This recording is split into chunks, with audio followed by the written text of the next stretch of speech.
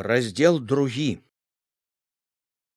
Калі Апейка ішоў у кабінет, ля дзвярэй амаль кожны раз сустракала яго чарада дзядзькоў і цётак, што чакалі яго. Просьбы свае давяралі адным паперам дзядзькі і цёткі рэдка. Не заўсёды задавальняла іх і гаворка з сакратаром райвыканкама ці загадчыкам райза. Багата хто лічыў за нязменны абавязак уручыць паперу самому старшыні, пагаварыць з самім. Бывала, калі Апейка не паяўляўся з раёна доўга, сядзелі па некалькі сутак, начуючы дзе-небудзь у знаёмых. Паяўляліся кожную раніцу, быццам на працу, пакуль не дабіваліся да самога. Такія сустрэчы з людзьмі былі Апейку няпростай і нялёгкай часткай яго работы. Людзі неслі сюды да яго свае надзеі, сваю роспач, хто што меў. Цяпер да звычных просьб памагчы мукою, насеннем, да скарг на вялікі падатак, на падатковыя несправядлівасці дадаваліся часта скаргі, звязаныя з калгаснай навіною. Таму зямлю нарэзалі нядобра, усё лепшае забралі пад калгас, таму прыгразіліся, што калі не ўступіць, каб у салаўкі рыхтаваўся.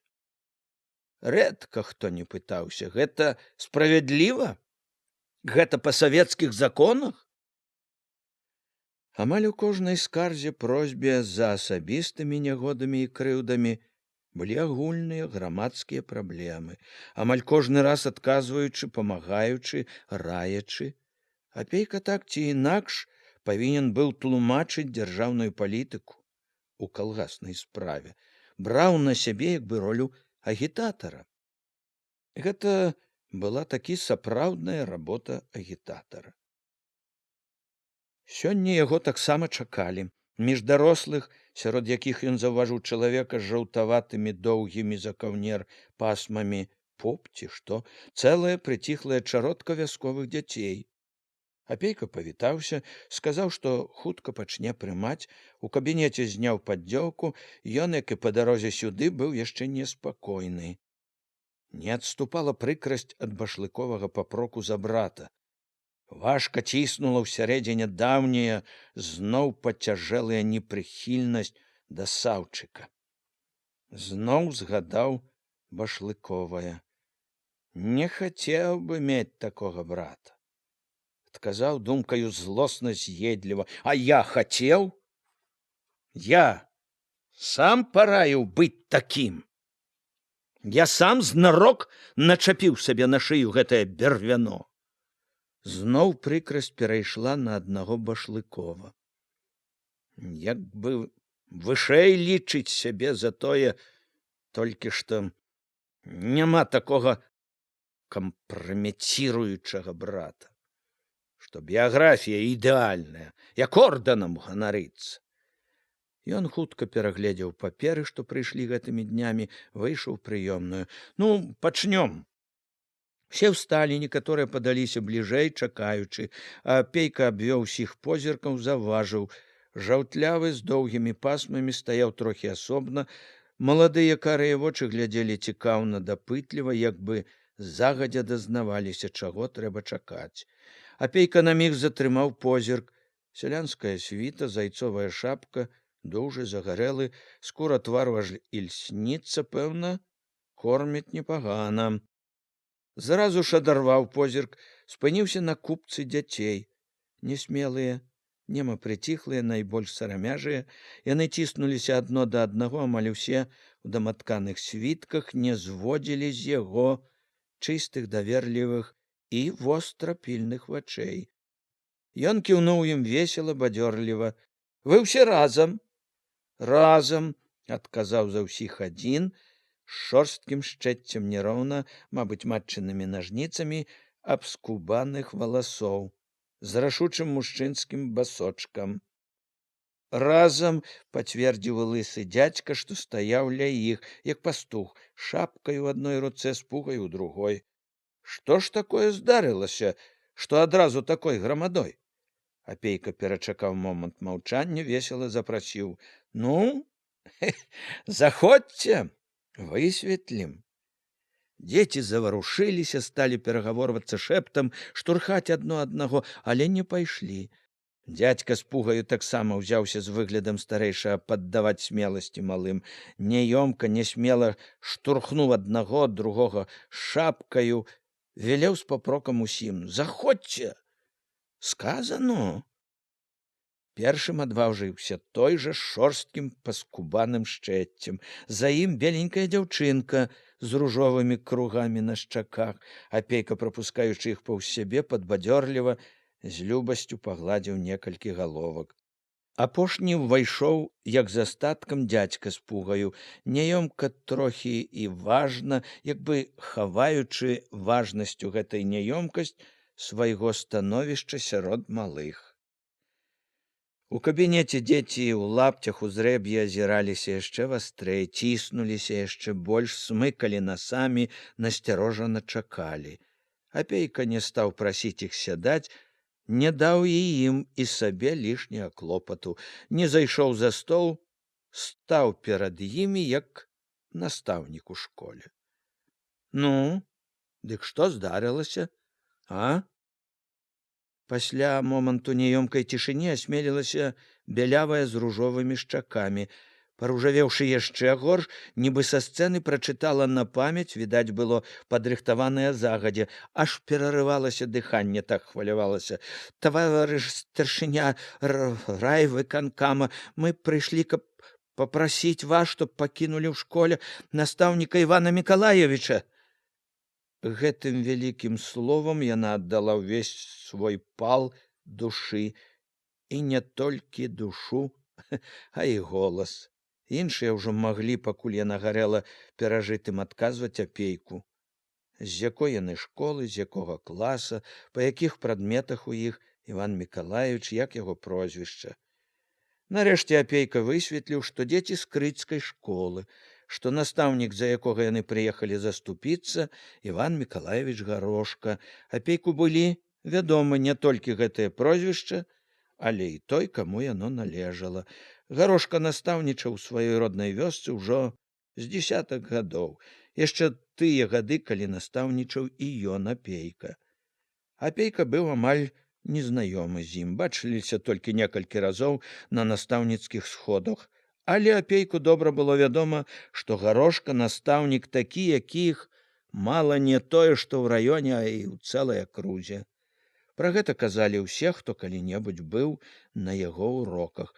От і дзеці, смялеючы, памагаючы адзін аднаму, перабіваючы, з захапленнем казалі цяпер так добра, так цікава пра 905 год, пра рэвалюцыю ў Пецярбурзе, пра Леніна расказваў, пра пяцігодку, пра тое, якія дзе заводы будуюцца, як добра будзе жыць скора, і от жа бяда якая, цяпер Івана Мікалаевіча знялі з настаўнікаў. Сказалі, што яму няможна вучыць дзяцей, бо ён служыў пры цары, у царскай арміі, быў царскім афіцэрам, і што ён будзе вучыць дзяцей супроць савецкай улады. Але ж яны ведаюць, што хоць Іван Мікалаевіч і быў у царскіх афіцэрах, але ж ён зразу, як пачалася савецкая ўлада, перастаў служыць цару. І цара ён зусім, гэта яны самі чулі, не любіў ніколі і не любіць. І афіцэр ён не з памешчыкаў якіх-небудзь, а з простых людзей, з іх жа сяла. І ўсе добра зналі яго бацьку, і ўсе бачаць, што ўсе гады ён, Іван Мікалаевіч, за адну савецкую ўладу стараецца. Апейку вельмі ўсхвалявала дзіцячая шчырасць. Слухаючы малых, нібы вярнуўся ў сваю нядаўнюю мілую мінуўшчыну. Нібы зноў быў настаўнікам.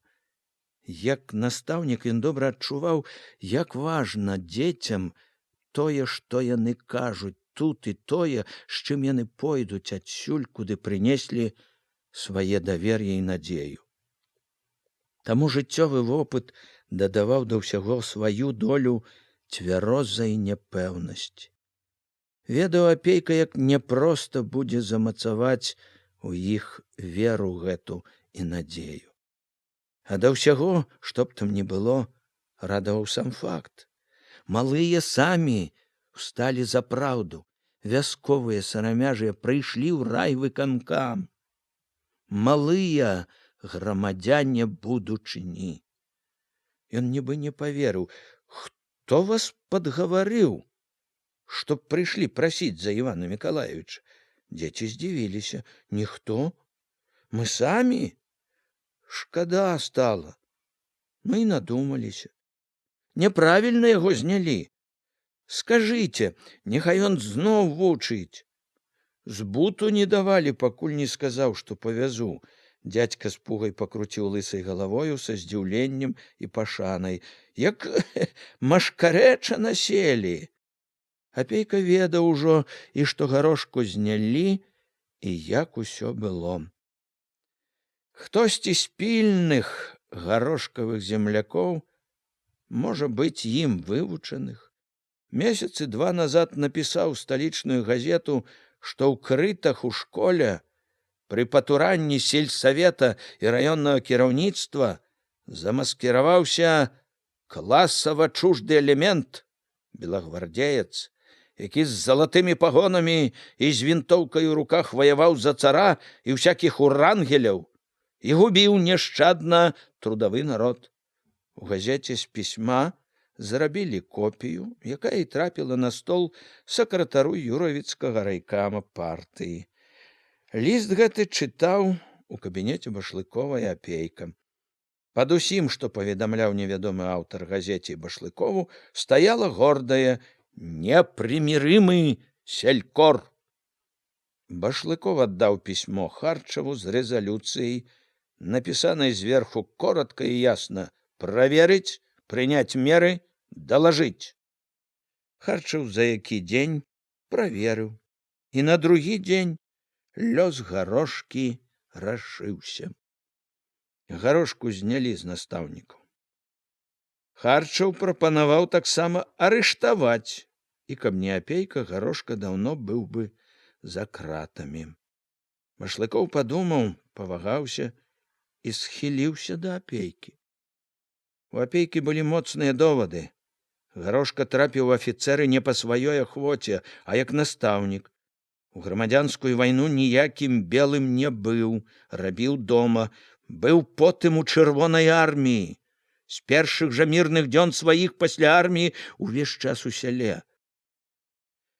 Але вярнуць Гарошку на настаўніцкую працу Башлыкоў не згадзіўся цвёрда, рашуча.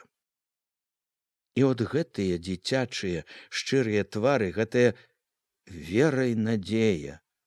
Што ён, старшыня райвыканкама Апейка, можа сказаць ім?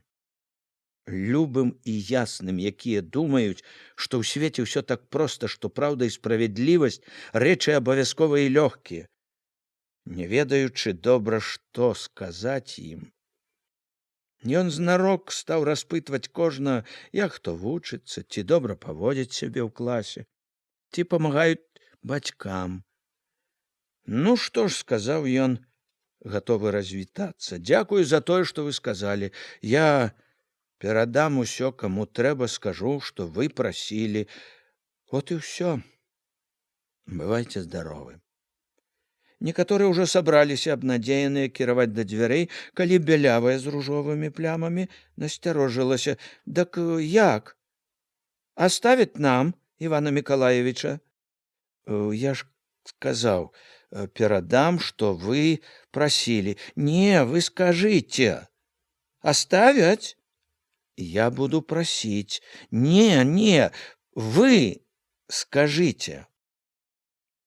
Апейка нічога не сказаў, толькі лагодна, як бацька, які не хоча крыўдзіць малога і не можа даць усяго, што той просіць, усміхнуўся. Ну, шчаслівай вам дарогі.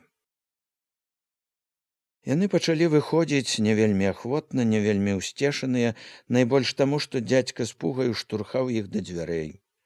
Не парадаваў іх. Але што ж ён, Апейка, мог сказаць ім іншае?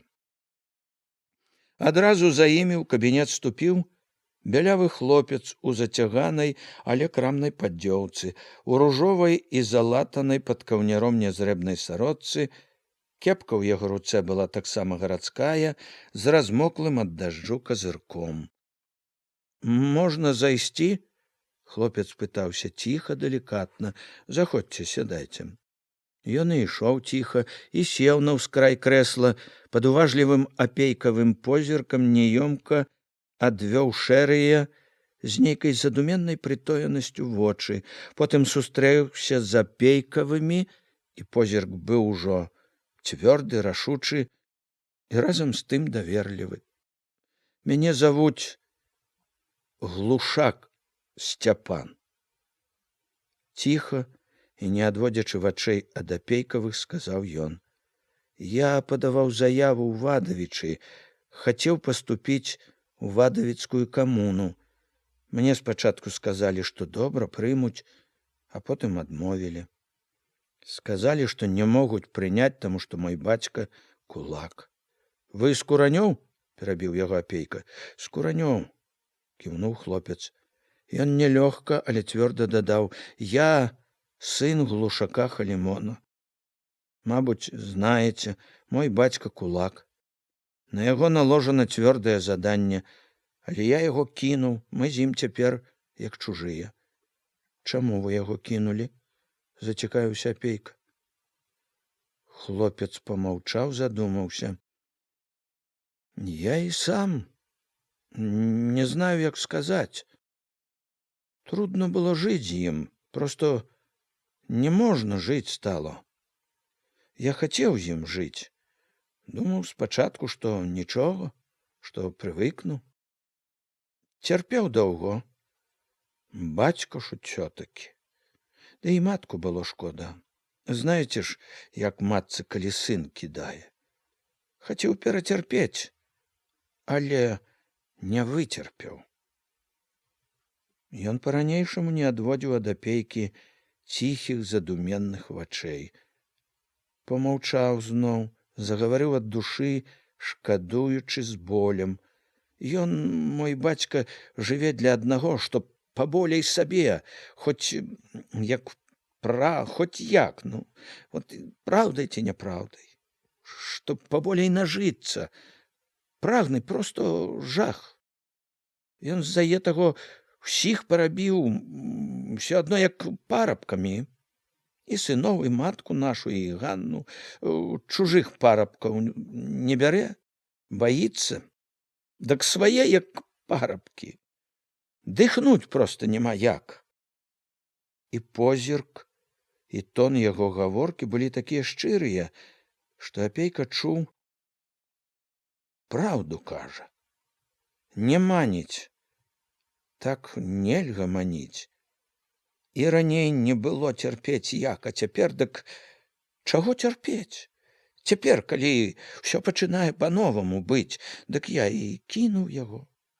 Шчапіліся адзін раз, як не загрудкі, я і кінуў.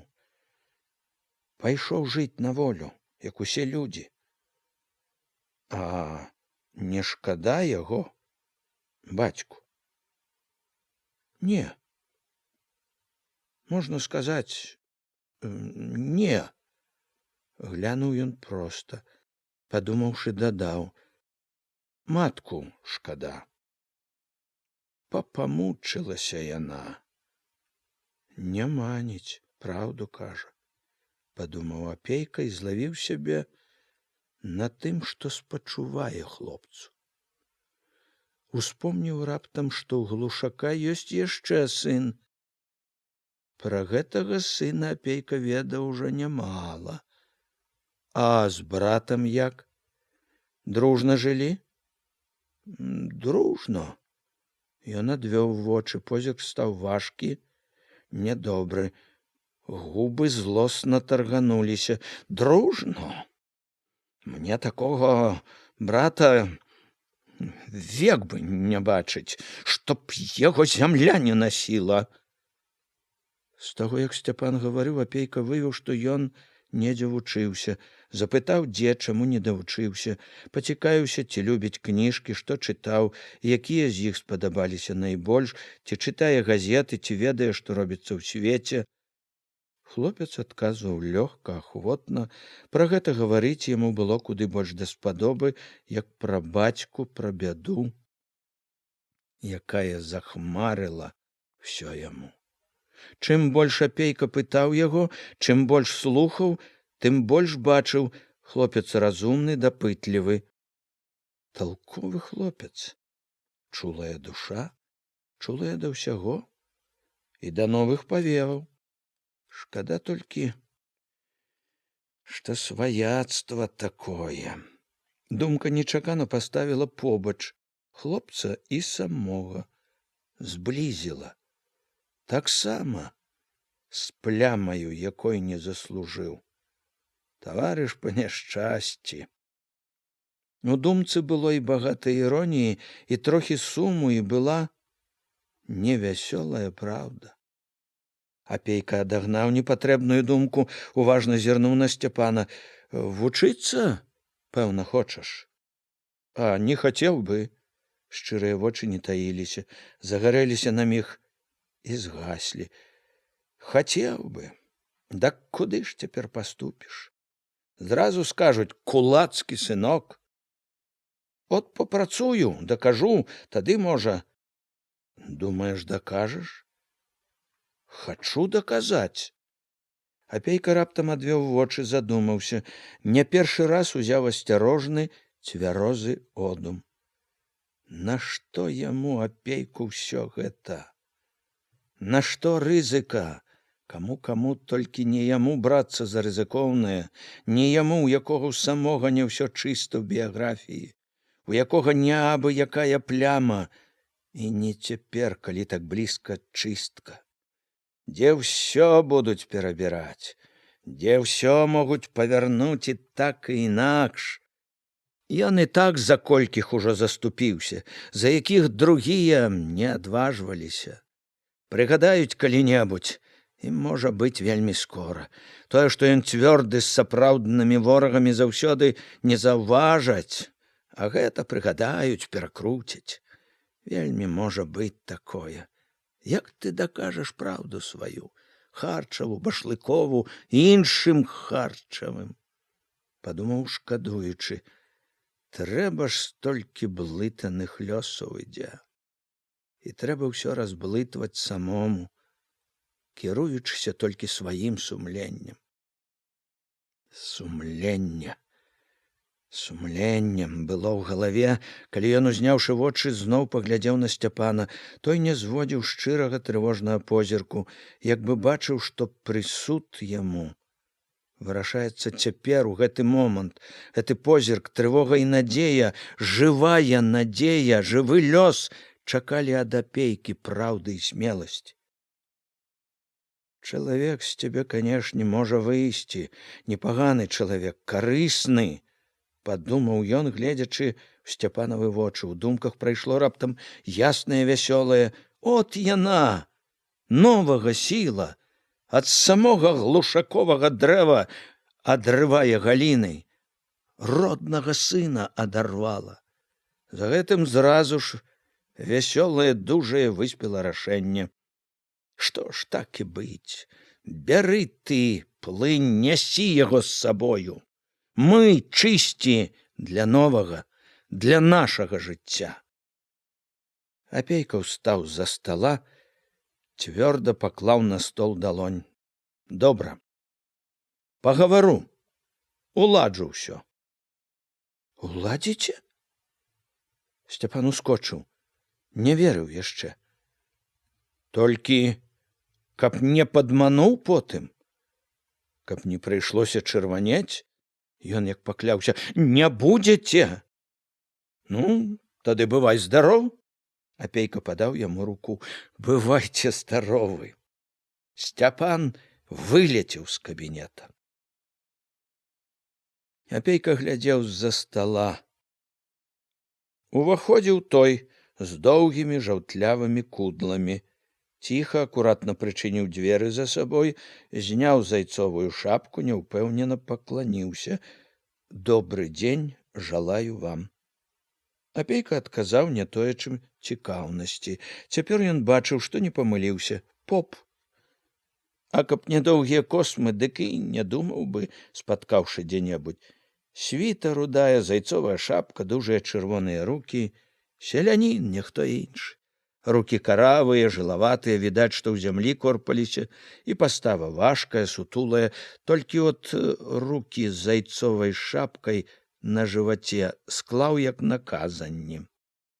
Бачыў, маладыя карыя вочы таксама нізалі, выведвалі яго. «З чым прыйшлі?» — запытаў стрымана афіцыйна. Не толькі таму, што не любіў гэтых божых служак, а і таму, што хацеў, каб гаворка пайшла зразу ў строгім афіцыйным кірунку. «Прыйшоў я з рашэннем вялікім», — пакорліва загаварыў поп. «Вялікім для мяне, бо яно павінна зразу перамяніць увесь строй майго ранейшага жыцця». Не зводзячы вачэй з Апейкі, як бы нецярпліва чакаючы прысуду, ён сказаў: «Я рашыў змяніць чорную расу свяшчэнніка на сялянскую світку». Апейка адказаў з іроніяй: «Вы ўжо змянілі яе?» «Змяніў», — спакойна згадзіўся ён, «а сэрца яшчэ раней». Ужо даўно пад уплывам савецкай газеты «Правда» і журнала «Бязбожнік» я прыйшоў да вываду, што Бога няма, і што рэлігія, як правільна вучаць бальшавікі, ёсць опіум народа. І той, хто служыць рэлігіі, ёсць абманшчык, які ідзе супроць народа і савецкай улады. Газета «Правда» і журнал «Бязбожнік», які я чытаю ўжо другі год, адкрылі мне вочы, і я не хачу болей служыць рэлігіі і абману. Я хачу цяпер служыць савецкай уладзе, чтоб выкарчоўваць святы дурман з людскіх галоў. Я прыйшоў да вас з адзінай мэтай, каб атрымаць яснае настаўленне, што мне трэба рабіць для гэтага». Пільныя карыя вочы увесь час не выпускалі Апейку. Апейка глядзеў на здаровы загарэлы твар, на гладкія чырвоныя шчокі і тоўстыя губы, якія, мабыць, любілі смачненькія, і думаў: хітры, разумны ліс. Пачуў, што паленым пахне, што лепш пераадзецца, не тоячы, што не вельмі верыць у шчырасць папоўскага ўчынку, сказаў усё ж: «Гэта пахвальна, што вы прыйшлі». Помаўчаў, проста зірнуў карыя вочы чужа востра. Няхай бачыць, што ён, Апейка, разумее ўсё, як яно ёсць. Значыцца, вы пытаецеся, што рабіць, каб памагчы нам. Іменна па гэта я прыйшоў да вас. Вельмі добра. Калі так, растлумачу. У іранічным ладзе апейкавай гаворкі паявілася дзелавітасць. Вы свяшчэннаслужыцель, служка рэлігіі, якая, як вы сказалі, дурманіць людзей. Так, рэлігія, мы не тоім гэтага, адна з самых чорных сіл, якая перашкаджае нам, бальшавікам, адна з самых чорных і ўчэплівых.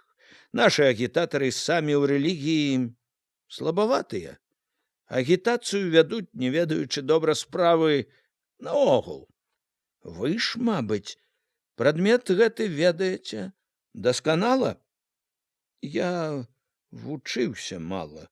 Ну, все-таки больш за нашых. Ведаеце канкрэтна з фактамі. У вас ёсць веды. Дужая, з жаўтлявымі пасмамі галава сціпла кіўнула. Веды такія-сякія, канешне, ёсць. Апейка параіў: от ты павярніце веды свае супроць рэлігіі. Я паспрабую. У вас гэта павінна добра выйсці. У вас не толькі веды, а і аўтарытэт. Сам слуга Божий супроць. Это само по сабе значыць штосьці. Поп кіўнуў галавою. Кіўнуў важка, як бы паказваючы, што справа гэта вся няпростая яму. Падзякаваў апейку за параду, паказаў нават, што збіраецца ісці, але схамянуўся, зірнуў заклапочана. Даруйце, але цяпер, калі я пераступаю на новую сцежку, на плечы мае кладуцца і зямныя турботы. Мне трэба думаць пра тое, каб зарабіць свой сумленны кавалак хлеба. У сельсавеце ёсць вакансія начальніка пошты. У апейку зноў ліп дапытлівы позірк. Апейка не чакаў гэтага, задумаўся, параіў потым. Вакансіі будуць. Папрацуйце, пакажыце сябе, там паглядзім. Вы не сумнявайцеся во мне. Я прынёс вам душу, якая прагне ачышчэння. Я не сумняваюся. Мы будзем меркаваць пра вас па тым, што і як вы будзеце рабіць. Я буду рабіць з чыстай душой. Толькі мне б хацелася, каб вакансіі будуць. Поп зірнуў на апейку і надзеў зайцовую шапку. За акном ужо вечарэла. Апейка апрануўся, каб ісці дадому абедаць, калі ў кабінет уварваліся двое, старая і дзяўчына. «Ой, божачко ж, божа!» – залямантавала старая, як толькі ўбачыла яго. Яна была ў адчаі. «А што здарылася?» – здзівіўся апейка. Старая, дробная, сухенькая, на яго пытанне толькі залямантавала галасней. Ён павёў позіркам на дзяўчыну, дзяўчына пачырванелая, кусала губы і ледзь стрымлівалася, каб не расплакацца, як маці. «Мар'я Матвеевна!» – узяў апейка старую за локаць. «Я плачу не разумею и слез не люблю. Скажите мне толком, чалавечымі словамі». Ён лагодна пасадзіў старую на крэсла, стаў, чакаючы, што яна вытра слёзы, загаворыць, але старая загаласіла яшчэ горш. Апейка перахапіў слёзны позірк дзяўчыны, знарок недовольна з папрокам паківаў галавою. «Ай-яй-яй, ну хіба так можна?» Дзяўчына хліпнула, няёмка выцерла слёзы, схілілася над маткой. «Мамо, ну не трэба, мамо!» Маці трохі прыціхла, але не пераставала плакаць. «Божачко ж, божа!» – гаварыла яна праз слёзы, хітаючы горка галавою. «Што ж ето будзе? Божачко ж, божа!» Дзяўчына раптам схамянулася, нібы штосьці згадаўшы, выпрасталася, хутка сунула руку пад картовы каптан, рашуча выхапіла з-за пазухі нейкую пакамечаную і згорнутую паперу, падала апейку. У той жа момант выхапіла паперку з апейкавых рук, разгарнула, пашукала неспакойнымі, нецярплівымі вачыма, падала зноў, паказала, што трэба глядзець. Гэта была газета, мінская газета. Апейку зразу кінулася ў вочы вострае, калючае, чорнае. «Нацдэмаўскі падбрэхіч». Першыя ж словы захапілі ўвагу так, што на час забыў і пра дзяўчыну, і пра маці, што яшчэ ківалася, горкала-бошкала, страшачыся невядомасці. У гэты сусветна адказны час, калі класавая барацьба бязмежна абвастраецца, класавы вораг выкарыстоўвае любыя метады, каб расстроіць шчыльныя шэрагі бальшавіцкай моладзі, каб адхіліць іх, а ў канчатковым выпадку адарваць іх ад генеральнай лініі бальшавіцкай партыі. Асаблівую ролю адыгрываюць у гэтым ланцуговыя сабакі, наёмныя служкі сусветнай буржуазіі і сусветнага нацыянал-фашызму, нацдэмакраты розных масцей гатункаў. Гэтыя вылюдкі Злейшыя ворагі працоўнага чалавецтва спадзяваліся на нашу палітычную слепату, спадзяваліся, што ім удасца непрыкметна пралезці ў нашы рады, тайна весці сваю брудную работу буржуазных паслугачоў, але іх разлікі праваліліся. Дзякуючы вострай бальшавіцкай пільнасці вужачыя гнёзды гэтых замежных падкідкаў нацдэмаў выкрыты, і па іх раз'юшаных руках ударана са ўсёй бальшавіцкай прынцыповасцю і смеласцю.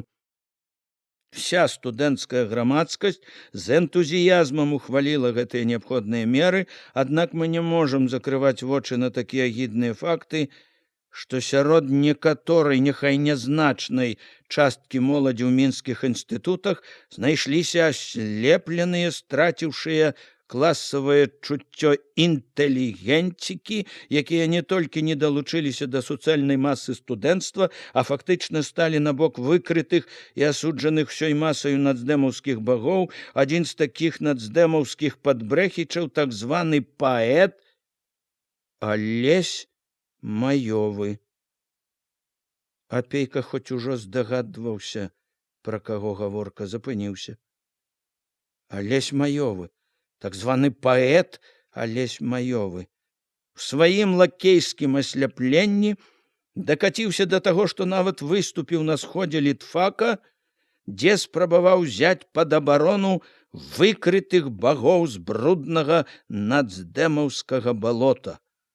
Вось да чаго можа давесці страта класавага чуцця і пагарда разбэшчанай паэтычнай асобы да імкнення і волі калектыву. Камсамольская ячэйка правільна зрабіла, што прынцыпова разабрала гэтую анархічную вылазку і ударила па руках новаяўленаму нацдэмаўскаму падбрэхічу і адвакату. Камсамольская ячэйка універсітэта з уздымам выключыла паэта Алеся Маёвага шэрагаў камсамола як адшчапенца і перараджэнца.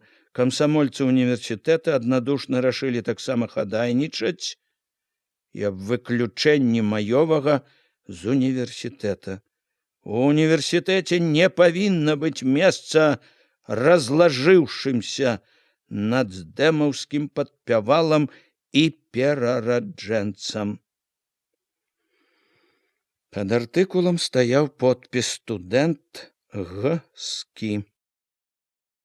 Апейка хвіліну глядзеў на гэты подпіс, як бы стараючыся прачытаць яшчэ нешта. Ён не разумеў нічога. Тое, што ён прачытаў, было зусім не падобна на хлопца, якога ён ведаў. Яно было такое непадобнае, аж не верылася, што гэта пра таго ж самага хлопца.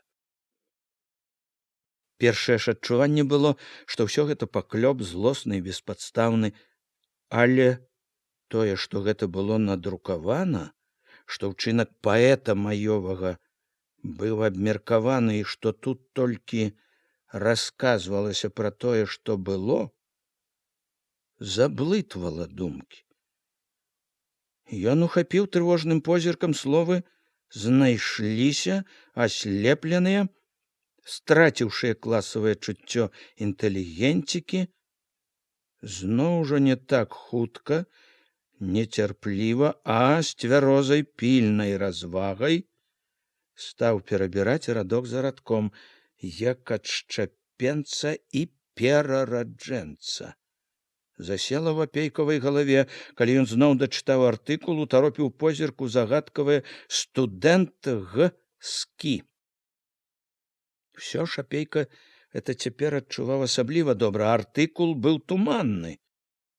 Пры тых вельмі моцных ясных палітычных абвінавачваннях амаль нічога пра факты. Факты ўсе гэтыя вельмі агульныя. Выступіў, заступіўся, дакаціўся. Але гэтая неяснасць, туманнасць доказаў якраз і трывожылі апейку больш за ўсё.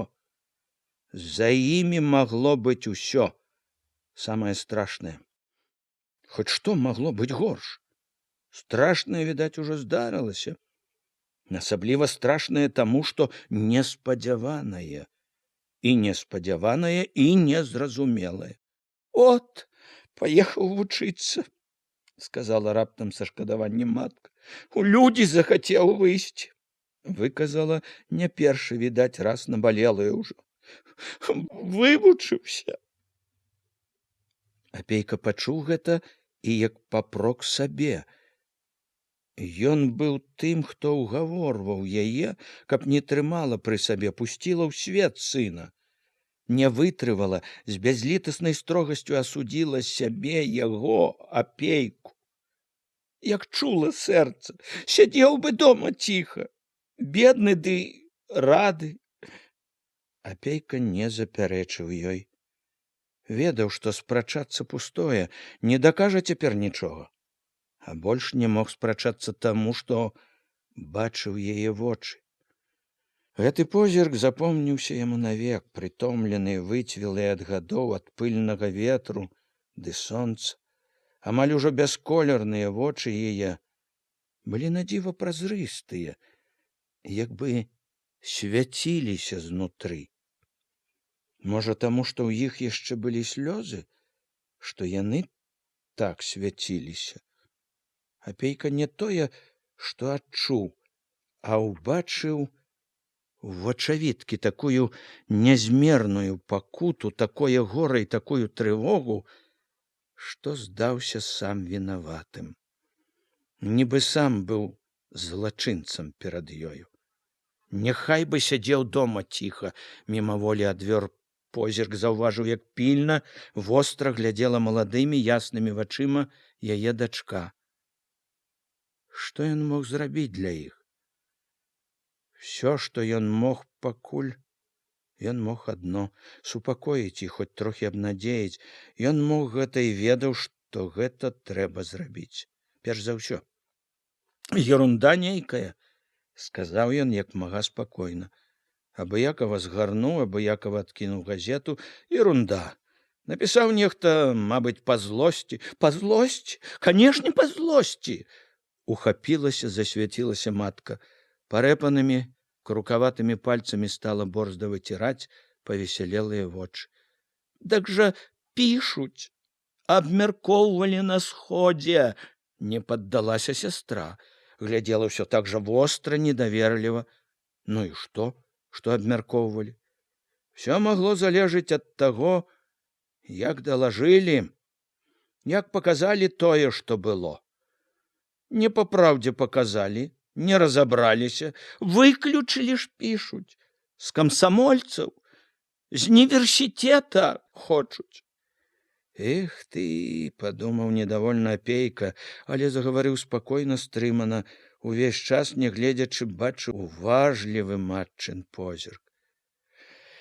Маглі выключыць, не разабраўшыся пад гарачую руку, паддаўшыся таму, хто нагаварыў са злосці. Дзіва што? Супакояцца, разбяруцца, пераменяць усё. Пераменяць? Абавязкова? Па злосці, Ніна, падтрымала апейку матка.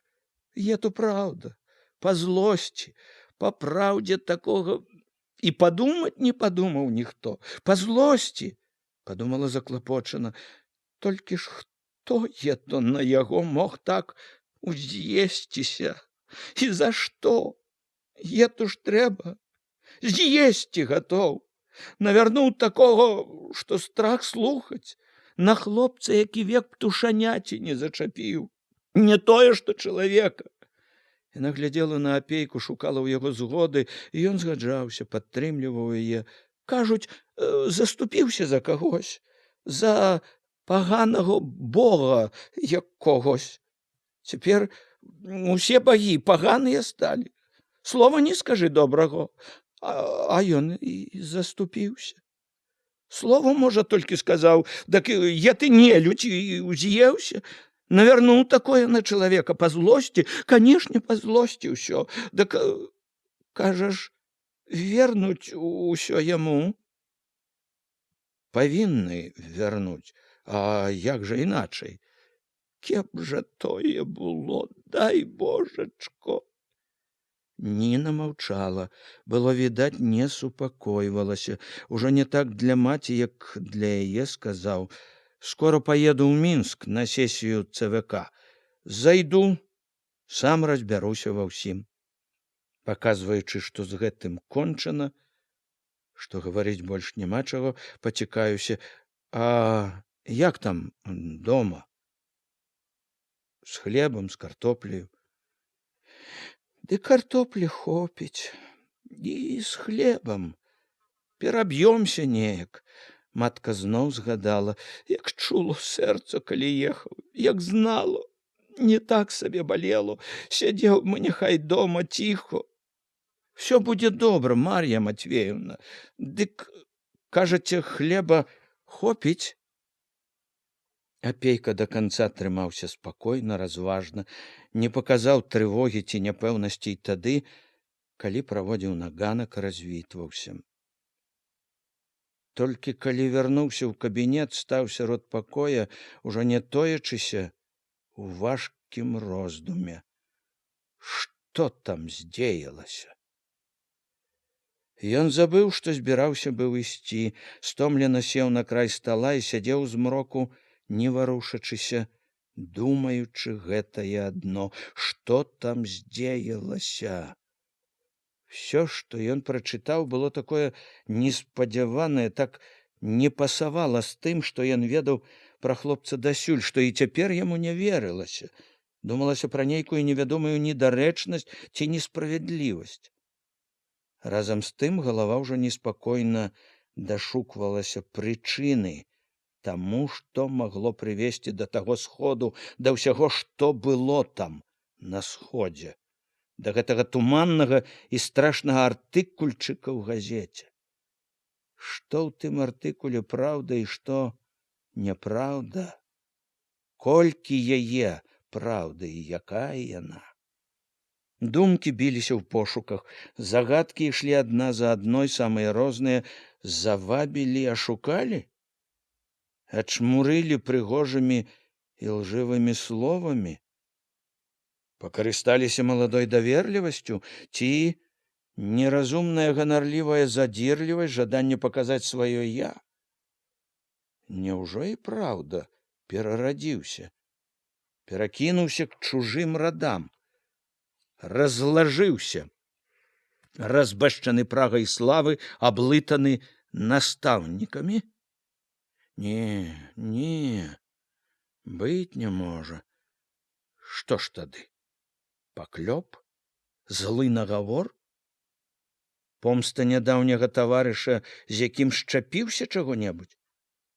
А можа, дробязь якая раздутая ў слана? Можа, якая-небудзь юначая дапытлівасць там, дзе некаторыя лічаць пытанні лішнімі? Ці шкадаванне чулай, не вельмі мудрай душы?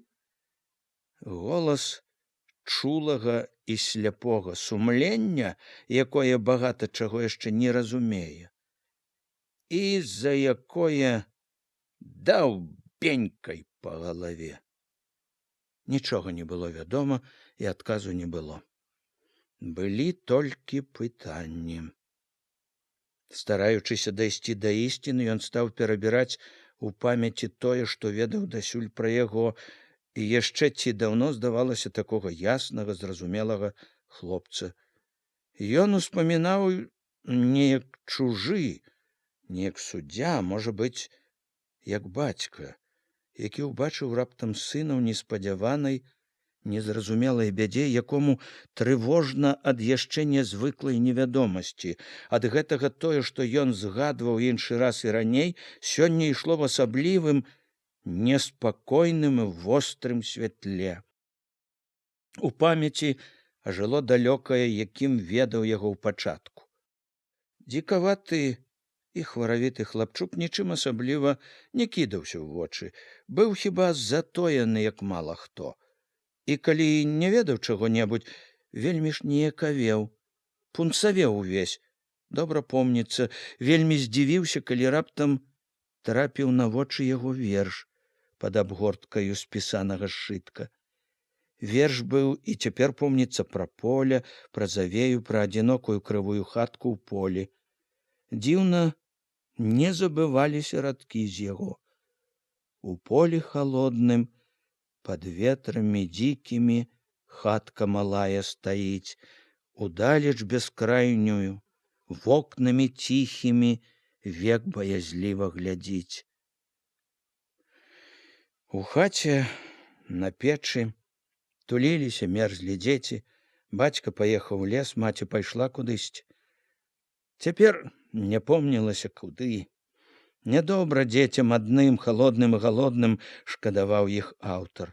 Але і крывую хатку, і верш грэла надзея, што бяда не вечная. Бацька, як вернецца, печка затопіцца, матка іх будзе карміць. Не вельмі зграбны, не вельмі арыгінальны, верш гэты захапіў тады незвычайнай шчырасцю, не дзіцячай клопатнасцю, песеннай маляўнічасцю. Напісаны, пэўна, пад уплывам Купалы, ён гаварыў, мабыць, і пра перажытае малым паэтам. Дзіўна кранаў нешта чулае ў сэрцы, хваляваў, трывожыў. Гэта была радасная неспадзеўка, адкрыцце. Талент, паэт у іх школе, у іх адвеку беспаэтнай лясной глушы. Нібы нанова ўбачыў малога. Калі заняткі скончыліся, папрасіў астацца. Сеў перад ім на парце, уважліва, яшчэ не зусім верачы, угледзеўся, запытаў пра верш. Сам напісаў. Але сцепануўся, нібы яго хацелі ўдарыць, зірнуў са страхам, гатоў быў кожны момант кінуцца наўцёкі, потым ужо гарэў, нібы яго злавілі на нечым саромным.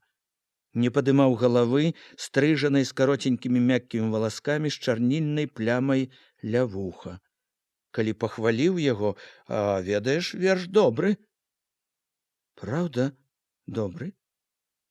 Ён толькі ніжэй звесіў галаву.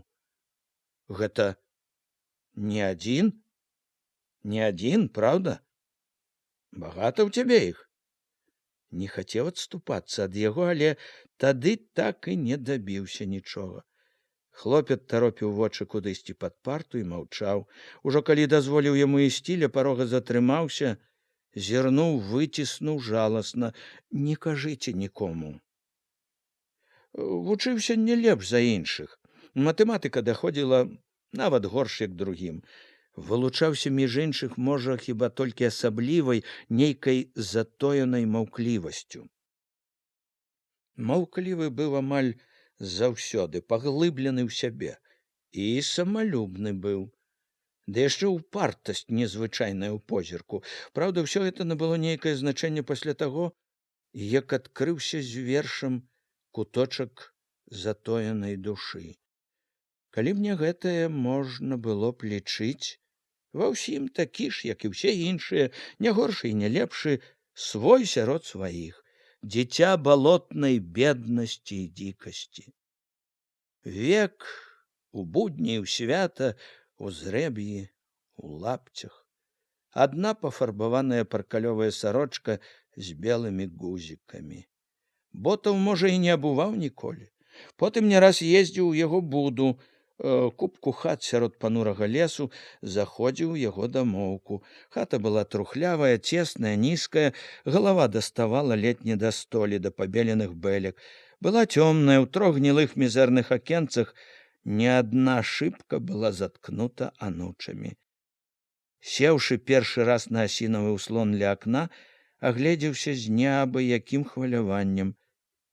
Згадаў нанова знаёмы верш. Тут проста ў вачавіткі было відна, што нарадзіла тыя шчырыя маркотныя радкі. Іх жыло тут 3, акрамя хлопца, маці ўдава, ды меншая сястра Ніна. Бацька ўжо багата гадоў ляжаў недзе ў салдацкай магіле, і маці нібы жартам, нібы і сур'ёзна казала пра малога: «Мужчынка мой, хадзяін наш». Хадзяін тады сядзеў каля палацяў, набычыўшыся, таропіў вочы ў земляны дол і не пярэчыў. Ад хаты гэтай да школы Было нямала небагата, кіламетраў 7, амаль увесь час між лесу ды балота. Кожны дзень у цяплынь і ў сцюжу, слату і ў завеі хлопец са зрэбнай матчынай торбачкай цераз плячо цярпліва мераў гэтыя 7 кіламетраў. Мераў з купкай сяброў, ці здаралася найбольш у непагодныя дні адзін. Было ўсялякае.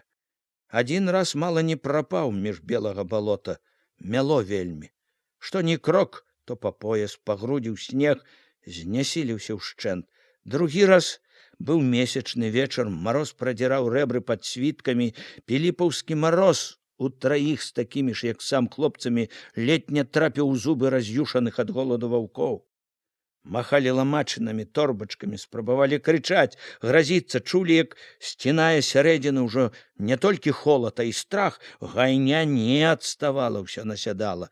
Хто ведае, чым бы кончылася, але ім пашчасціла. Пад'ехалі акурат падводы з дзядзькамі, дзядзькі адагналі клыкастых. Ён, настаўнік, калі даведаўся пра здарэнне, параіў дзецям уладзіцца хоць на зіму ля школы.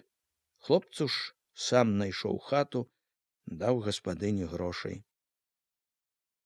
Хлопец пераначаваў 2 ці 3 ночы. Уцёк.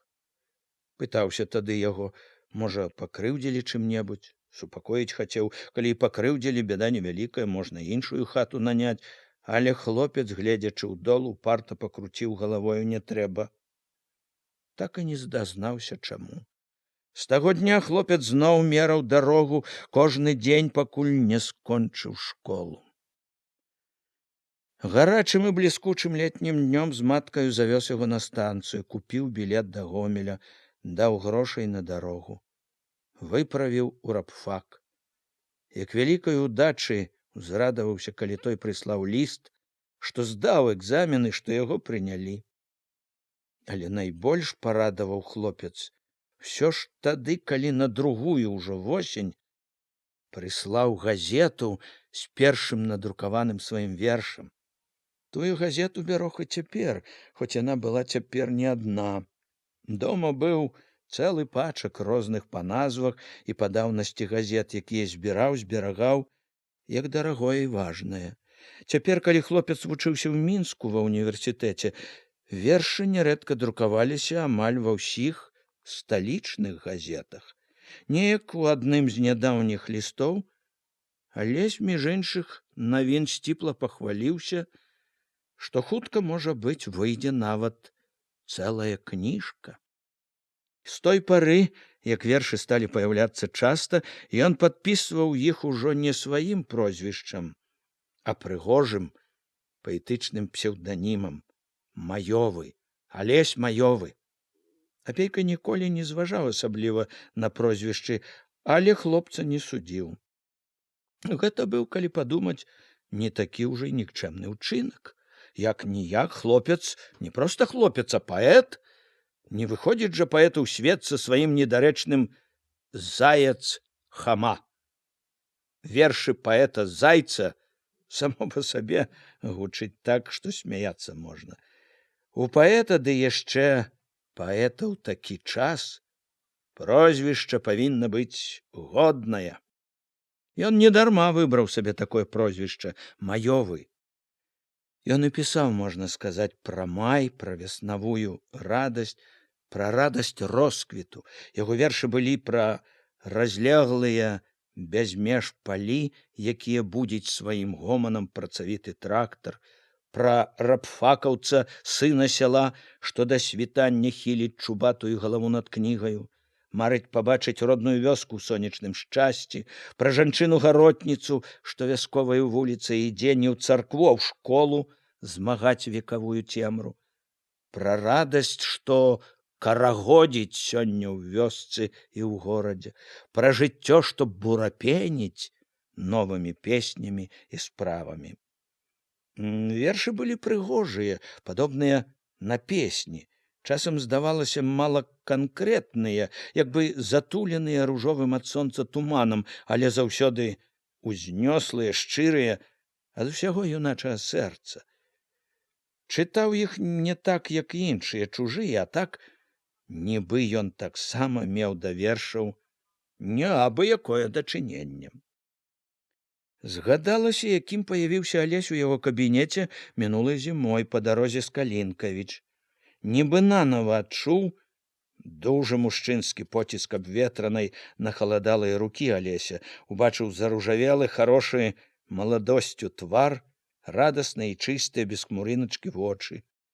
Былі раскіданыя нецярплівыя роспыты, цікаўныя позіркі на яго яшчэ вясковы падлатаны на рукаве кажушок, на новую фасоністую з гузікам на макаўцы мінскую шапку.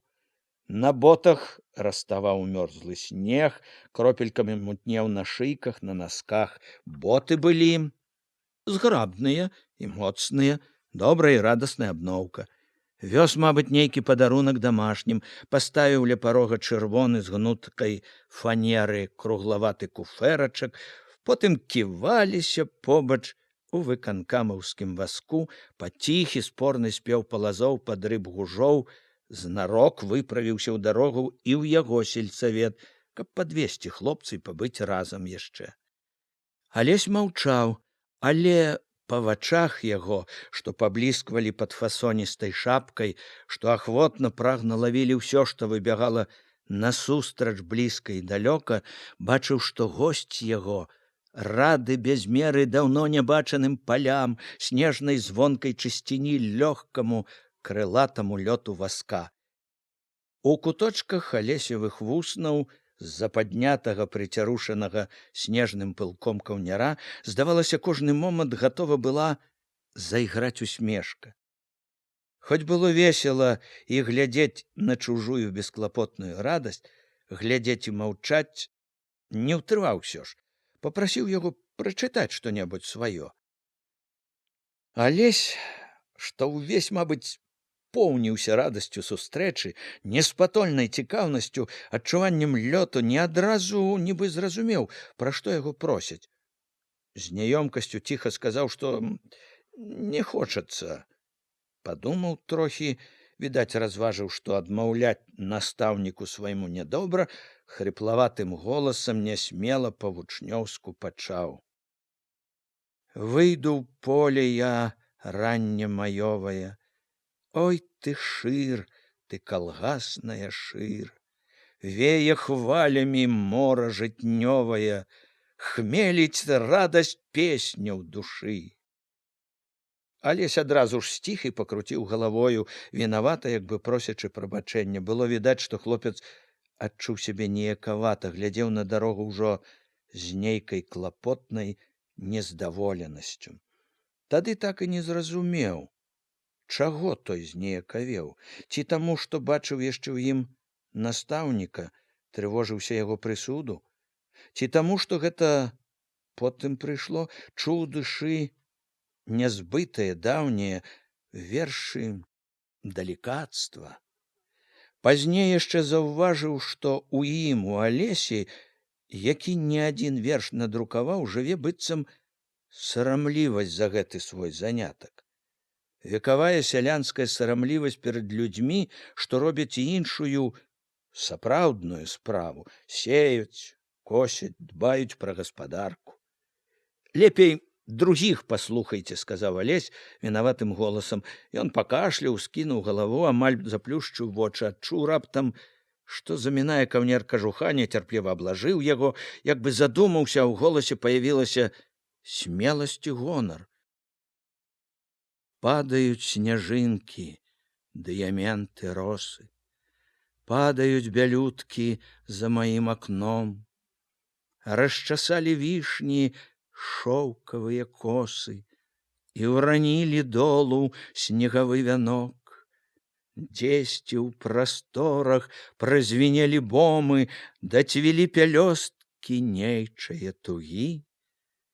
І, здаецца, зноўку еду я дадому пераведаць родных, блізкіх, дарагіх. Вершы дзіўна хвалявалі. Нейкае незразумелае хараство брала, апаноўвала яго, апаноўвала ціхай задуменнасцю музыкі.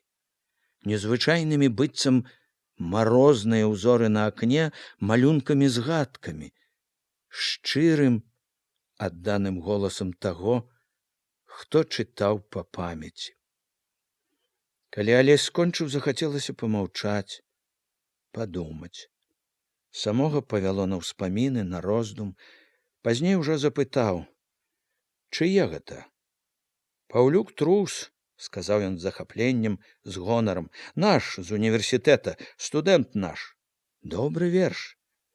Гэта вялікая паэзія».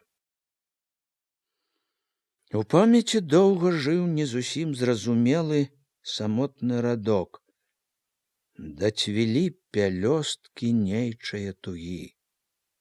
Радок, які дзіўна хваляваў, прымушаў думаць пра неадступныя таямніцы паэзіі. Чаму цяпер некаторыя пішуць прыгожа і, як бы сказаць, непроста, не зусім зразумела. Яму, Апейку, была не даспадобы самотная маўклівасць. Ён растлумачыў: «От у Пушкіна ж усё проста. Бурям глою неба кроет, або во глубине сибирских руд».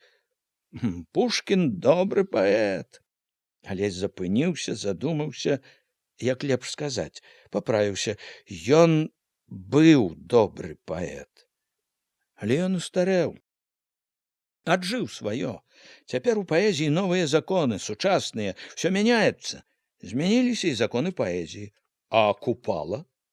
У Купалы ж таксама ўсё проста і сучасны, а ўсё проста, ясна.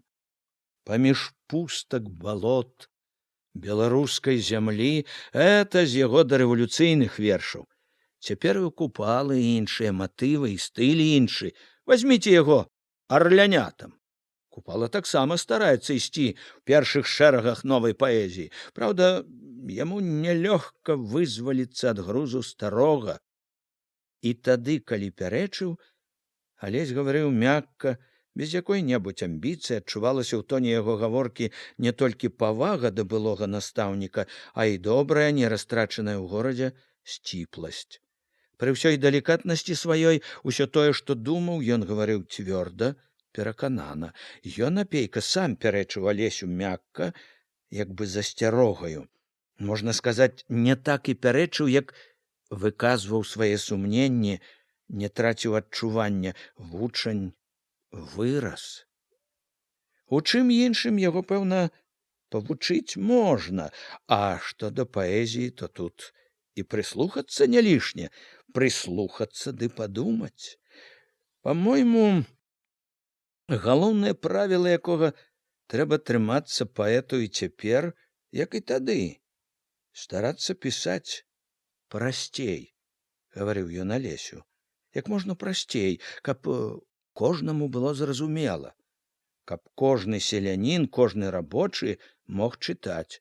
Это правільна, мы аб гэтым акурат і стараемся, але ў паэзіі зноў цярпліва ўзяўся тлумачыць Алесь свае законы. Свая мова, свае вобразы, свой лад.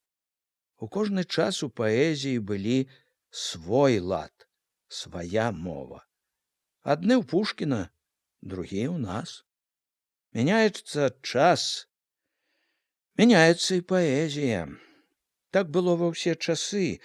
У наш час гэты закон дзейнічае яшчэ мацней. Наша грамадства не падобнае ні на што з таго, што было раней. Гэта ставіць і асаблівыя незвычайныя задачы паэзіі. Нашым паэтам трэба шукаць таго, чаго да іх не рабіў ніхто. Адсюль і ўся радасць і вся бяда. Пушкін гэта выпрабаванае. Да Пушкіна прывыклі. Наша ж паэзія, як кветка, што толькі пусціла парасткі. Навіна, рунь зялёная. Вядома, мы яшчэ не ўсё знайшлі. Мы шукаем. Я гэта разумею. Вся соль, па-мойму, у тым, што шукаць і як шукаць. Па-мойму, заўсёды трэба помніць пра людзей, якія цябе чытаюць і слухаюць. Вот як хочаш, браце, а я хоць забі не разумею, нашто ў вас гэтыя бурапеніць, карагодзіць. Хоць забі, не разумею. Хіба ж у нас мала слоў тых, якія ведаюць людзі? Хіба імі не можна выказаць усё, што хочаш? Дак ці ж, канешне, выдумляць яшчэ? Мы не можам не шукаць. Разам з усім іншым і слоў, не здаваўся Алесь. Можа, не ўсё удала выходзіць. Канешне, не ўсё. Ёсць нямала, канешне, і смецця. Але шукаць все-таки трэба. Новае нельга выказаць толькі старымі, злінялымі словамі. Новаму трэба і новыя словы. Зноў ехалі моўчкі. Толькі мерна, спорна секлі ў мерзлы уезджаны снег, конскія капыты, рыпелі гужы, беглі насустрач аснежаныя дрэвы, круцілася поле. Алесь падняў каўнер, схаваў макава-чырвоныя вушы, убіраў бліскучымі вачыма зменлівае яркае хараство дарогі. Ён, апейка, не ўтрываў, загаварыў першы. Чытаю я, бывае, і дзіўлюся. Столькі арганізацый развялося розных. Мала таго, што полымя ўзвыша і маладняк, дык і росквіт і усплёскі нейкія. Багата арганізацый. Не адарваў Алесь вачэй ад дарогі. І вялікіх, і дробных. Мы тут сялян арганізоўваем, а ў вас усё дзеляцца. Ці распалосіцца сапраўднае, і спрэчкі, як дзе-небудзь у будзе у суседзяў. Адсюль збоку, дык не заўсёды разбярэш, з-за чаго. Там бывае таксама цяжка зразумець сэнс іх. Іншы раз ніякага сэнсу і няма. Проста амбіцыя чыя-небудзь загаворыць, захочацца вылучыцца. Складанае становішча ў краіне. Всё зрушылася, сіла на сілу пайшла, клас на клас, от і ў вас там неспакойна. Чуў я, ва ўзвышшы асабліва нядобры душок. І ў полымя ёсць. У іх таксама розны народ, немала і добрых, сумленных, і ў маладняку всякага хапае. Ты ў маладняку, здаецца? Быў у маладняку. Цяпер у нас на з'ездзе стварылі Белап. Я ў Белапе. Ты ведаеш, мне адсюль часам здаецца, што там у вас аднолькавыя па духу людзі, пралетарыі, бальшавікі у розных арганізацыях. Як бы штучна падзелены. І вайну ведуць часта выдуманую, непатрэбную. Можа, я памыляюся, але мне здаецца, браце, што б'юць там іншы раз адзін аднаго свае, а нечысці рознай, сапраўднай, пад бокам не бачыце. Так, неразбярыхі ў нас там больш, чым трэба. На Алесе ў лоб лягла клапотная маршчынка.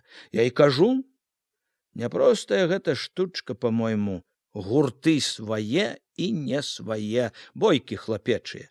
Калі побач між нашых нечысць всякая лазіць, што прымазалася ў гурты, вшылася, тут чаго добрага можна трапіць у такую кампанію.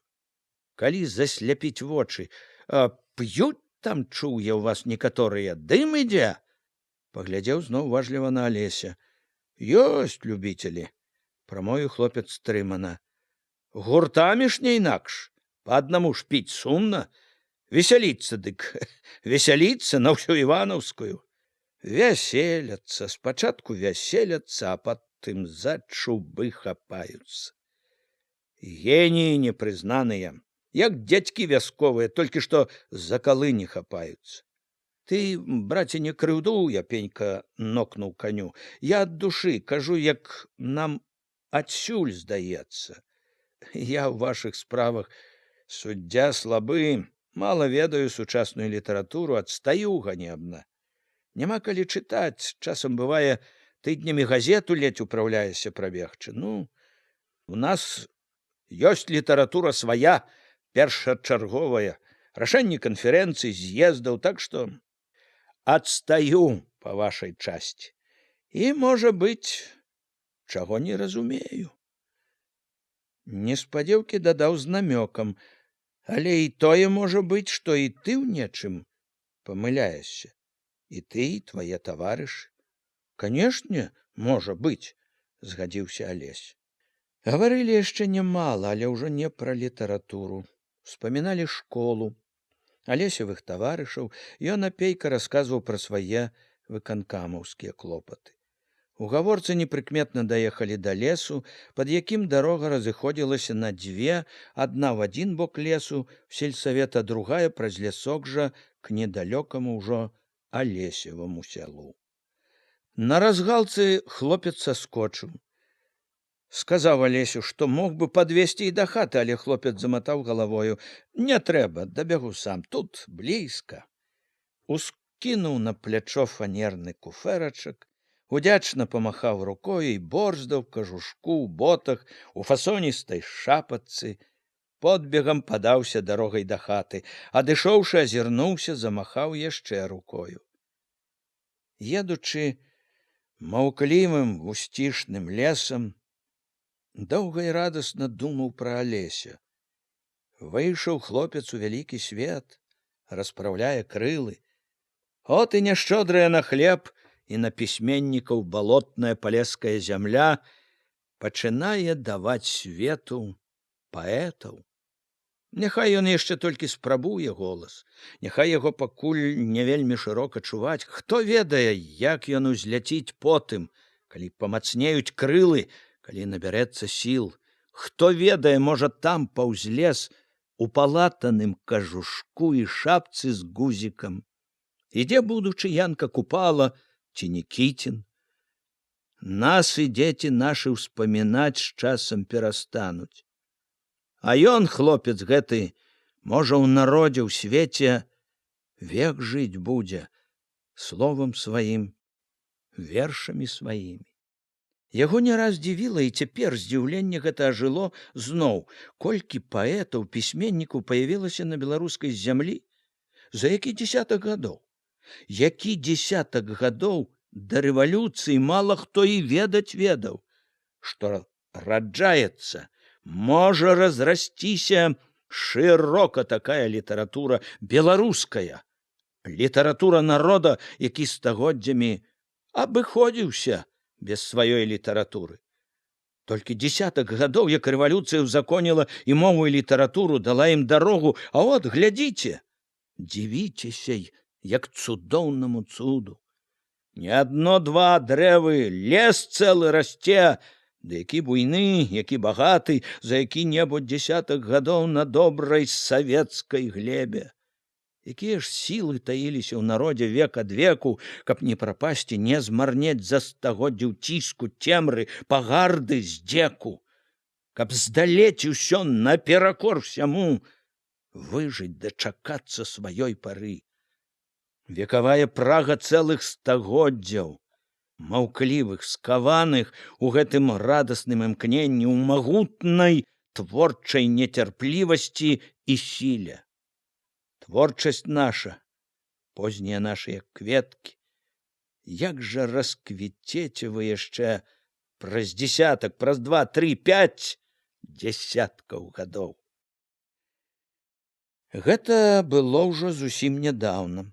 Летам, да і што хлопец зноў прыехаў дадому, жыве ў маткі. Калі выпала наведацца ў адну з блізкіх вёсак, знарок збочыў да Алеся. Яму не пашанцавала, увайшоў на пусты двор, дзверы ў хату былі на зашчапцы. Памагла дзяўчына-суседка, убачыўшы дзядзьку, што азіраецца на двары, пабегла па Алесеву матку. Тая рабіла штосьці за гумном на агародзе.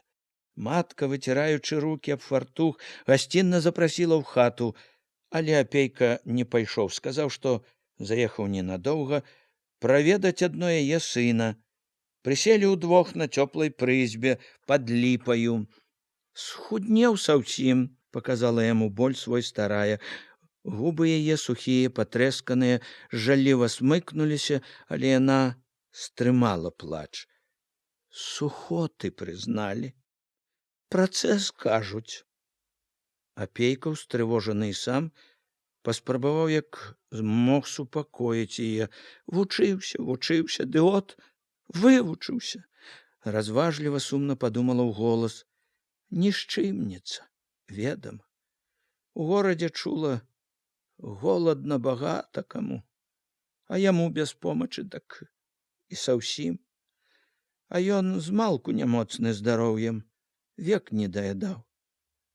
А тут яшчэ да навукі такі падкі. Сушыўся галаву, мабыць. Нічога, Мар'я Матвеевна, вылечыцца. У Мінску дактары добрыя, першага сорту спецыялісты. Бальніцы добрыя, пад наглядам добрым будзе. Вылечыцца, не бядуйце да часу. Толькі падкарміце, падмацуйце пакуль. Беражыце. Чалавекам вялікім становіцца, ганарыцца сынам сваім можаце. Я і рада б, чтоб не бяда, не сухоты етыя. А так ён, сынок, дзякуй Богу. Грэх паганае, што сказаць. Кожнай матцы такога б сына. І ласкавы, і абыходлівы. Не тое, што маткі. Дзіця не пакрыўдзіў ні аднаго. Са ўсякім паздароваецца, кожнаму добры дзень дасць. І на работу не ўломак. Все яго хваляць. Яна раптам сціхла, спахмурнела, прызналася. Не ўсе. Няпраўду кажу. Васіль тут, сук, прыязджаў. З Гомеля. Прыказчыкам там работае. Бацько яго жыве унь цераз хату. Дак Васіль той сказаў, небагато, сказаў, набраўся хомка ў горадзе. Бо, сказаў, лапаць і астаўся. Яно і праўда. Усё добра, от і другія гавораць, дзержыцца Алёшка па-простаму, як усё адно і не быў у горадзе, і гаворыць не па-гарадскому, а па-нашаму, як бы не ўмее іначай. А ў Васіля таго, дак боты хромавыя, наваксаваныя, і як яго, гальштух пад шыяю, і гадзіннік у кішэні з ланцугом, і ўсё па-гарадскому, дарагой айцец, пажалуйста. Культурны такі. Культуры той, Мар'я Матвеевна, ва ўсім ім менш, як у адным Алесевым мезенцы. Не кажыце, важны такі, як все адно колішні пан. З гальштухам, чобаты хромавыя да калень, ідзе, ручкаю памахвае. Зямлі не бачыць, а як стане з кім, дак здрастуйте, как жизнь молодая. Папяроску гарадскую ў губах держыць. Пан, ей-богу, пан. Чым же яму, Мар'я Матвеевна, пахваліцца другім, калі ў галаве мякіна? Яно такі праўда. Мякіна. Адна мякіна. Алесь абганяў картоплю. Неўзабаве сядзелі ўжо на ўзмешку, бачыў яго схуднелы, амаль без загару твар, вузкія і вострыя белыя плечы, зрэбныя, малаватыя ўжо штонікі з лапінаю на каленях, белыя з наліплай рудаватай зямлёй ногі. Ён быў голы па пояс, і былі добра відны рабрыны пад белай скурай, было відна, які ён худы і змарнелы. Сястра, што вадзіла яму каня, толькі падышла на хвілінку, паздароўкалася і зноў падалася да каня, пасвіла яго наводдаль. Апейка і Алесь сядзелі на ўзмешку ўдвух. Чаму не зайшоў, калі ехаў сюды? Папракнуў апейка. Я заходзіў, вас не было, у раёне сказалі. Пераказаў бы, ці паперку аставіў бы. Што вярнуўся? Ну, нарадзімеш? Мало у вас клопату без мяне. Я думаў быў чыркнуць 2 словы, а потым рашыў, не трэба. Скажы, паленаваўся. На першы раз даю вымову, другі раз, калі такое паўторыцца, будзе горш, запомні. Ён усміхнуўся. Запомню. Надоўга? На месяц. Болей трэба. На паветры добрым трэба пабыць, агародам пакарыстацца, свежай зелянінаю. У рэдакцыі прасілі, у газету я ўладзіўся. Рабіць трэба. Летам раз'язджаюцца ўсе, з-за гэтага найбольш і ўзялі. Ну і калі падрабіць, як не летам. А што з лёгкімі? Ён паморшчыўся, не хацеў гаварыць. Найшлі нешта. Зацямненне вярхушкі справа. Дысемінацыя. Ёсць такі вучоны тэрмін. Смертэльнай небяспекі няма, сказалі, але патрэбна лячэнне. Добрае харчаванне, добры пакой, здаровы рэжым. У голасе яго чулася іронія. Алесь, адчайвацца не трэба, але і падсмейвацца таксама ні да чаго. Тваё здароўе не аднаму табе трэба. Улавіў іранічную усмешачку, не даў запярэчыць яму. Будзь разумны. Пішаш тут? Мала. Гультую без сораму. Гуляю, гляджу. Гуляй, адпачні, вершы потым, самі пісацца будуць. Дарэчы, загараць табе, здаецца, покуль не трэба. Што ў горадзе? Вучыўся багата, экзамены, дык не вельмі і бачу. Сагнаў усмешку, заклапочана змоўк. Неспакойна ў горадзе. Пошасць розная галаву знімае. Всякі бруд на паверх вылазіць. Ну і дурняў багата, што толькі бруд і бачаць усюды.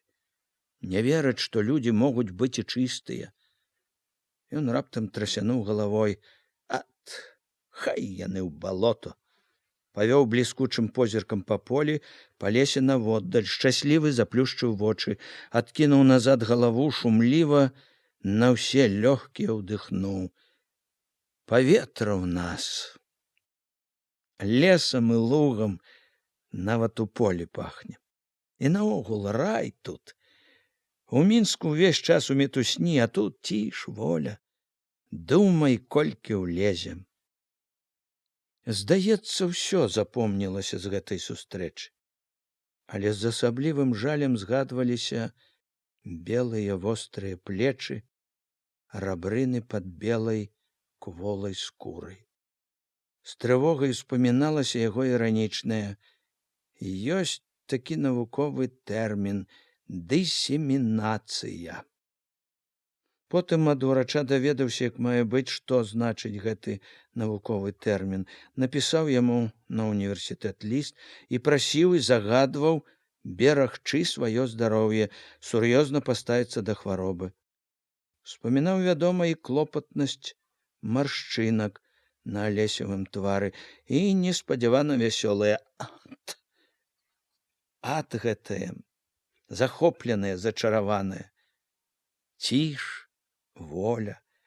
Згадваючы ўсё, небесклапотна ўспамінаў тое, што ён кінуў пра бруд, пра дурняў, якія не вераць, што ёсць чыстыя, але неспакой гэты трывожыў яго толькі наогул, як агульная трывожная з'ява, а не як бяда, што мае асаблівае дачыненне да хлопца.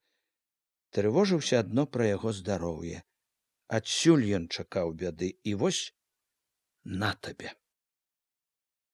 Цемра ў кабінеце пабольшала, а ён усё сядзеў на стале, перабіраўся ў памяці, стараўся развязаць неспадзяваную, незразумелую зусім загадку.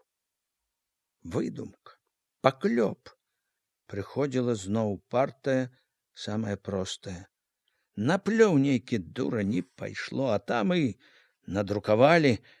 Думка такая прыходзіла апейку найбольш ад таго, што яму хацелася, каб было гэтае, самае лёгкае для Алеся. І ад таго, што яна найлепш адпавядала ўсяму, што ён ведаў пра хлопца. Але цвярозыя развагі адна за адной бурылі гэта добрае, жаданае, так проста і надрукавалі б.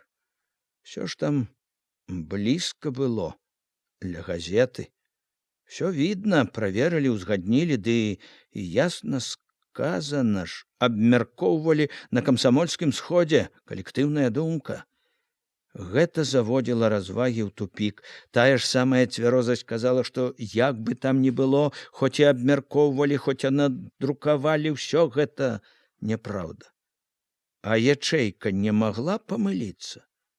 Ячэйка, маладыя гарачыя хлопцы і дзяўчаты, якія так лёгка паддаюцца настрою. Бываюць выпадкі, і дарослым не хапае цвярозасці. Дарослым, спакайнейшым, вопытным. А то ж, маладыя, гарачыя. Што б там ні здарылася, Апейка быў перакананы в адным. Не можа быць. Не можа быць таго, што напісалі, няпраўда. Але перакананне гэта ўсё ж не супакойвала, што не думай, а мяркуючы па артыкулы сходу, штосьці ж было там. Нейкая, няхай не такая, як там у артыкуле навернута, прычына была яму. Прычына, што дала пачатак гэтаму, была. Што ж яна за такая? Вучыўся і вывучыўся. Вспаміналася яму матчынае. Тады прыходзіла на памяць тое, што ён ведаў пра асяроддзе, у якім давялося жыць хлопцу ў Мінску. Прычына, адчуваў Апейка, была не інакш тут. Даверлівы зялёны вясковы хлопец, шчырае няхітрае дзіця, трапіла ў хэўру спрактыкаваных, лоўкіх, нячыстых махляроў, ачмурылі, зацягнулі, загубілі. Апейка з газет ведаў, колькі іх там такіх, затоеных, яўных, нядобразычлівых, нават варожых, ахвотнікаў муціць ваду і галовы людзям. Напладзілі ўсялякіх аб'яднанняў, як гандляры крамак. Узнімаюць век непатрэбную валтузню, бясконца спрачаюцца, кусаюць адзін аднаго, вылазяць з рознымі фанабэрнымі заявамі, якія іншы раз выглядаюць проста як выскакі супроць генеральнай лініі партыі. Чорт ведае, што ў іх там робіцца. Нават такія відныя, здавалася б, надзейныя адданыя партыі, дзеячы, як славуты, можна сказаць, узрошчаны рэвалюцыяй паэт Мехашчарот, як з метро Жалуновіч, цішкагартны чалавек, які ўзначальваў першы савецкі ўрад Беларусі. Людзі, якія, думалася, столькі гадоў сёй душой служылі партыі савецкай уладзе, нават яны, аказалася, апынуліся ў твані. Нават яны пісалі газеты, дакаціліся да таго, што звязаліся з буржуазнай поганню нацдэмамі не толькі па гэты, а і па той бок мяжы. Чаго ім было лезці ў тую смуродную твань? І чорт яго ведае. Калі ў твані апынуліся такія вопытныя дзеячы, то што было зацягнуць туды зялёнага, нехітрага хлапчука? Няўжо і праўда зацягнулі? Думаючы цяпер пра ўсё гэта, дашукваючыся, што ў тым артыкуле пра Алеся праўда і што няпраўда, Апейка мімаволі згадваў, што не ўсе артыкулы аб літаратурных справах, якія ён чытаў у газетах раней, былі абгрунтаваныя, доказныя. Успаміналася, што ў некаторых з іх абвінавачванні, і вельмі сур'ёзныя, былі прыцягнуты, проста сказаць, за вушы. Ён прыпомніў, як адна цэнтральная газета абвінавачвала часопіс «Полымя» і нават рэдакцыю газеты «Савецкая Беларусь» у тым, што яны гадамі вялі контррэвалюцыйную наддэмаўскую прапаганду. Тая цэнтральная газета так і пісала. Апейка гэта запомніў добра. Мы гадамі цярпелі прапаганду контррэвалюцыйнай наддэмаўскай ідэалогіі ў гэтых часопісе і газеце. Апейка нечаста разгортваў часопіс, не стаў бы ручацца за яго, а газету «Савецкая Беларусь», газету ЦВК чытаў амаль штодня і ведаў добра, колькі ў тым гневе праўды. Яго тады вельмі здзівіла і абурыла, што на відную заслужаную газету так проста было пісаць такую страшную няпраўду. Лёгка, безадказна нападала тая мінская газета нават на ЦК партыі. Вінаваціла ЦК, нібы ён абараняў багоў тыпу Жалуновіча ад крытыкі газеты. Апейку гэта здзівіла асабліва тым, што газета нібы абуралася ўмяшанню ЦК ў яе справы. І ў тым артыкуле, і ў іншых апейку не даспадобы быў, здавалася яму, непатрэбны крыклівы пагрозны тон, дзе крык і пагрозы нярэдка падмянялі доказы. Усё ж нельга сказаць, што ён не вельмі верыў таму, што чытаў пра літаратурныя справы ў Мінску. Яго бяда была ў тым, што ён не бачыў усяго сам, сваімі вачыма. Не ведаючы добра ўсяго, ён мусіў лічыць, што ёсць яшчэ нешта вельмі важнае, чорнае, што яму невядома і пра што не пішуць. Што іменна гэта невядомае і дае падставы гаварыць там у Мінску такім тонам. У яго раз-пораз узнікалі сумненні, што некаторыя нападкі праўдзівыя, але сумненні гэтыя рэдка трымаліся моцна, ён вельмі ж мала ведаў сам. Сумненні яго найчасцей разбіваліся аб цвёрдасць, непахіснасць тону і рашэнняў там, у сталіцы рэспублікі. Там, пэўна ж, ведалі, што рабілі. Што не думай, з такіх пастоў, як пост рэдактара цэнтральнай газеты ці намесніка наркама, так проста не здымаюць. Ды яшчэ такіх пісьменнікаў, відных дзеячаў, як Міхась Чарот і Цішка Гартны. Пэўна ж, ёсць важныя прычыны. Цяпер даўнія сумненні ажывалі зноў трывожылі. Алесь, канешне, не Цішка Гартны і не Міхась Чарот. Але ці няма ў тым, што было з імі, з Гартным і Чаротам, адгадкі і Алесевай гісторыі? Ён толькі мог гадаць пра гэта, як і пра незразумелы артыкул. У думках не было яснасці. Думкі блыталіся ў поцемку, ды і як яны маглі выбіцца з поцемку, калі невядомы праўдзівыя факты. Факты. От што трэба высветліць самому. Апейка раптам схамянуўся, заўважыў, за акном было ўжо зусім чорна. Трэба дадому. Не запальваючы лямпу, стаў вобмацкам збіраць паперы на стале, паклаў шуфляду, замкнуў яе. Паеду на сесію, там і высветлю ўсё.